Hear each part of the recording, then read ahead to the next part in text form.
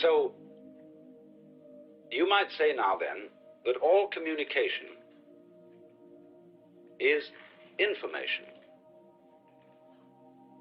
But I want to show you that straight information is not the final thing we're trying to communicate. You see, we live now in a culture where there is great disagreement about the values of life. What do we live for? There is no consensus, because all the religions, which were the philosophies which gave us what life is supposed to be all about, they're all fragmented. And so there is being no common religion. There is no common view as to what life is about. In default of that common view, there is, especially in the academic world where people think out ethical and political problems, a tacit agreement that the highest value we have, that we can all agree upon, is survival value. And therefore, naturally, when we communicate messages which have to do with survival, i.e., where to find the food, where to avoid the enemy, then one says we are communicating about essentials. During the war, World War II, a friend of mine was in the office of the president of Northwestern University, and he had a number of watercolors around his office. And he said to this friend of mine, well, now we're at war, waving his hand at the paintings, all this is irrelevant. We come down to essentials. Is this trip really necessary? Is this trip really necessary? In other words, what do you mean when you say, is this trip really necessary? When you say essentials, priority is given to essential industries in war. They are the industries of survival. Because we got it into our common sense, even though we may not have intended to do this, but it is fundamentally established in our common sense that survival is the thing that is good. While there is life, there is hope. And this, of course, is a really asinine point of view, because it is not survival just going on that we want. Yes, we want survival, but survival in a certain way, that is to say, in a certain style. And you will therefore see that in the end, while there is always a survival content in communication, so far as that communication is information, what is finally more valued about communication than the survival value information is the style in which it's given. It's just in the same way as lovemaking. Finally, when it comes down to it, what do you want to say to the person? I love you. What are you going to communicate? An engineer would say, when you say I love you, it means that we're going to do reproduction and therefore continue the race. But that's not the point at all. It's obvious it is not. What are children for? Just to continue? No, they're to be loved. And how do you love things? You stroke them. You give them a massage. If it moves, fondle it. And so it is finally, what you're communicating to someone you love is a rhythm. Whether it's the rhythm of sexual intercourse, or whether it's the rhythm of dancing, or whether it's the rhythm of verbal play, as in telling a story or in singing a song, what you're communicating is a sort of caressing rhythm which says to you, I'm so glad you're here, and that you can receive my communication, which is about nothing, only to say, in this way of a dancing with you, I love you. That's really what it's all about. So then, you see, the Buddhists call that factor of communication suchness. For example, when we talk, you understand my words because each word that I use has a meaning. And so the words that I use refer to something other than themselves. So I use these symbols, and you get what I'm talking about. Now listen carefully. What does that mean? That I communicate meaning to you by words is a situation. Now what's the meaning of that situation? And you meditate a little bit on that, and you discover that it has no meaning at all. A cloud has no meaning because it isn't a symbol. It's what we call a thing. The word cloud, the sound cloud, means that. But what does that mean? You see, it's not a word, so it doesn't mean anything. A cloud is jazz. It's the part of the dance of the universe. And so, likewise, when I make sense to you and you make sense to me, we have a kind of interlocking that would correspond perhaps to a spider's web, where various rings of thread are joined to rings of thread inside rings of thread that's joined together. So we join together by talking, see? We play together by talking. But what that all means is some kind of jazz. And that's suchness. In the practice of meditation, the most important thing is to get down to suchness in everything that goes on. A great Japanese Zen master, when he was about to die, wrote a poem which said, "From the bathtub to the bathtub, I have uttered stuff and nonsense." In other words, the bathtub in which the baby is washed at birth and the bathtub in which the corpse is washed before burial. Alpha to Omega, maternity ward to crematorium. All this time, he said, I have talked only nonsense. And this is part of the whole thing of Zen, to be able to hear all voices, all communications, all gestures, all shapes, all sensations whatsoever, in their fundamental form as lulling. When the baby starts to talk in the beginning, it speaks what Jakob Böhme called the natural language. And he says that man at his fall, talking about the fall of Adam, lost the natural language. And the natural language is understood by birds and beasts because they speak it. Because a lot of what birds say is not communicative in our ordinary sense of delivering information. Some of it delivers information, but a great deal of what they say doesn't deliver any communication.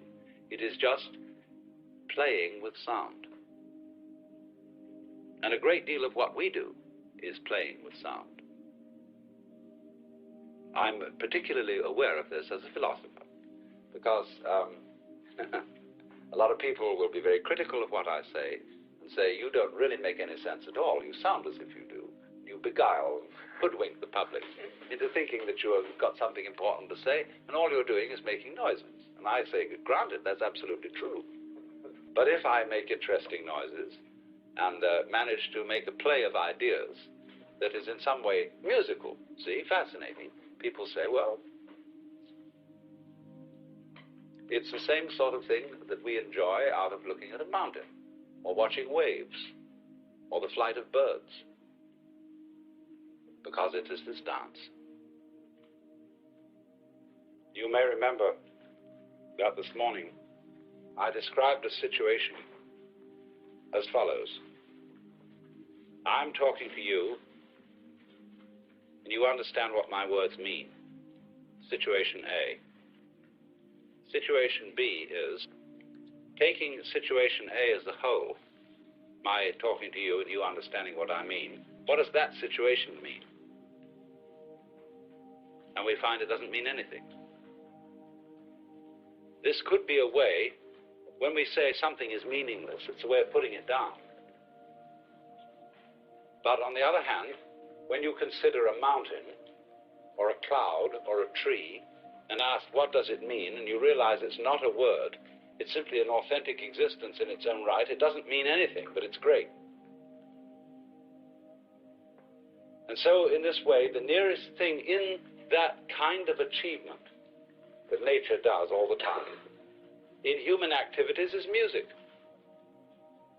Once when Gustav Holst was giving a lecture on music, he started out this way. He said, "Music is a natural and universal language." He took a step backwards and said, "That's so important, I'm going to say it again. Music is a natural and universal language." But nobody knows what it's about.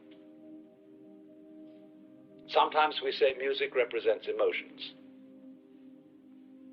But a great deal of music, although it has a very strong feeling quality, does not represent specific emotions. Inferior music copies natural noises. The sound of water, the thunder of the hooves of horses, or in that dreadful composition, the 1812 Overture of Tchaikovsky, you hear Napoleon's armies retreating from Moscow. Or in some of the bad work of Debussy, like La Cathédrale Engloutie, it makes noises like bells tolling from under the water. But our very great musicians of the West, Bach, Scarlatti, Mozart, and so on, they don't do anything with the music except create elaborate patterns of sound. Bach is very mathematical, and yet, curiously, despite his tremendously developed intellect, the music has a very strong feeling quality, joyous and exuberant. But it's all pure play with sound. And therefore, one might say, the communication that you make with music is, in a curious way, the most important kind of communication you can make, even though you're saying nothing. The music delivers no information, but what a form of communication. And so it is also with dancing with somebody. All you are saying with dancing is, "I love you," if you're delivering any message at all.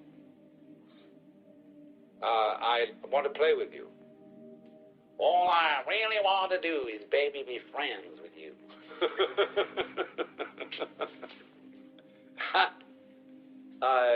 What does it mean? What is the content of friendship? You can't say. What is the content of love? I want to screw you? That's a sort of, it's part of it, it's incidental, it's a way of saying very strongly, yes, I do want to be with you. But basically, love is something we can't put our finger on at all. We say, we use such words as warmth,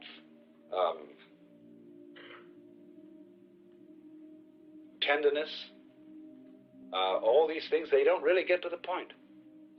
When you're loving somebody, you are simply delighting in that person as such, as if another human organism, in its mental and its physical aspects, were a piece of music, or a work of art, or a glorious morning that you were just enjoying, every inch of it. And you go over another person's physical form, and look at it from every possible point of view, and play with it, and tickle it. And that's what it's about. It's the adoration of the form of a human being. And you do that adoring in terms of physical contacts that are, say, dancing with your fingers across the skin, or whatever it may be. But this is the nitty-gritty, the nub of love. It is not that I here and now solemnly undertake to support you for the rest of your life. That's a delusion of the West. You think you don't really love me unless you will sign on the dotted line here and give me this contract. And then I know I can rely on you always. What did you want it for? Why did you want the contract? just to be fed indefinitely, just to be supported indefinitely. What a bore. One wants something much more than that. You want to be played with indefinitely. That's more like it. To have this vibrancy going through you. And this then is why music, of all the arts, is the most meaningless art. After all, music is a major industry in the United States. The money invested in orchestras, in operas, in the recording business is fantastic. Horse racing is a very great industry, but music, I think, probably absorbs more millions than horse racing. And you could make a case that this was a complete dissipation. It solves no useful purpose. It doesn't help anyone to survive. It is a noise, meaningless noise, endless meaningless noise going down the drain. All these energies of orchestras are all the power of electronics that delivers this. It's total waste. And people get hooked on it. They get a thing called chorditis, which is addiction to harmonics. And they have to have this repeated day after day. Some people get up in the morning and they can't function till they've had a cup of coffee. But many more people get up in the morning and can't function till they've turned on the radio and got some music. Now, what would you say then of a culture which took this standpoint? Music not allowed. Music is a diversion from reality. You know, that kind of awful utilitarian attitude. But really, one of the basic things, you see, that we live for, what makes it worth surviving and going on is there can be such a thing as music. There can be dancing. In other words, that we can do things that are absolutely irrelevant so far as mere survival is concerned. Now, we have the proverb that all work and no play makes Jack a dull boy. Dull for work. And people who play, justifying their play by making it a means to that end, those people never play.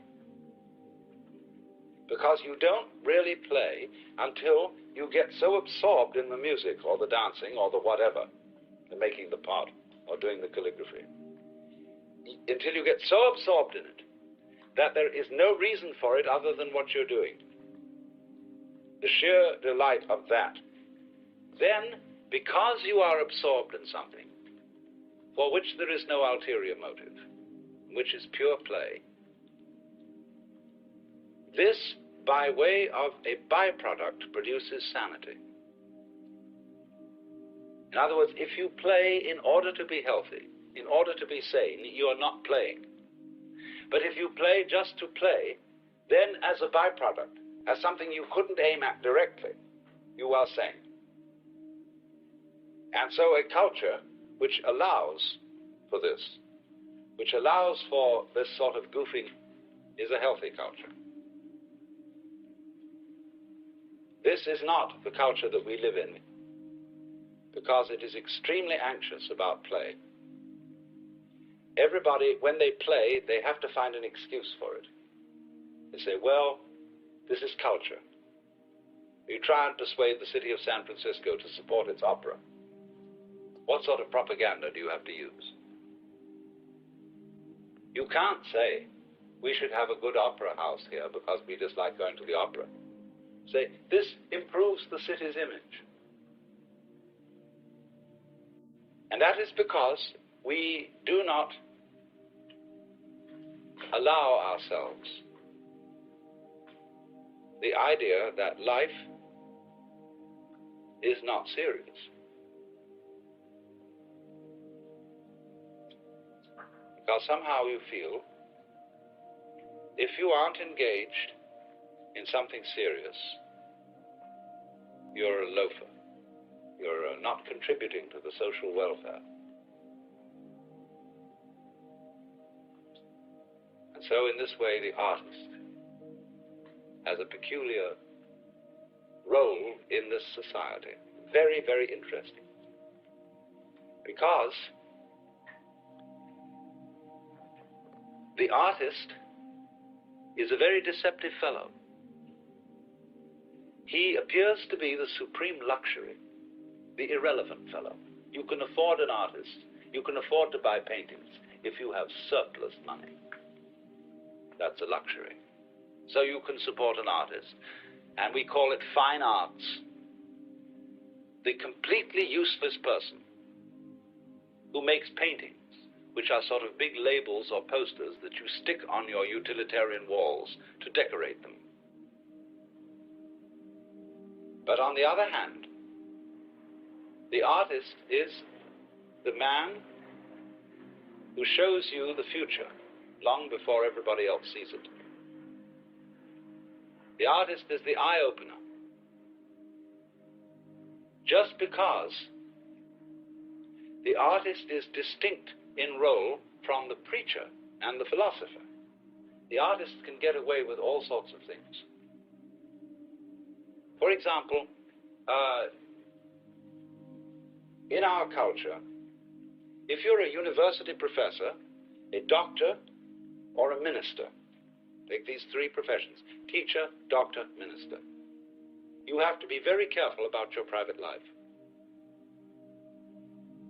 Because the moment you have any alliances that are not quite regular, people's tongues begin to wag. And why do they wag? Because they say the way you behave is inconsistent with your profession, with what you profess.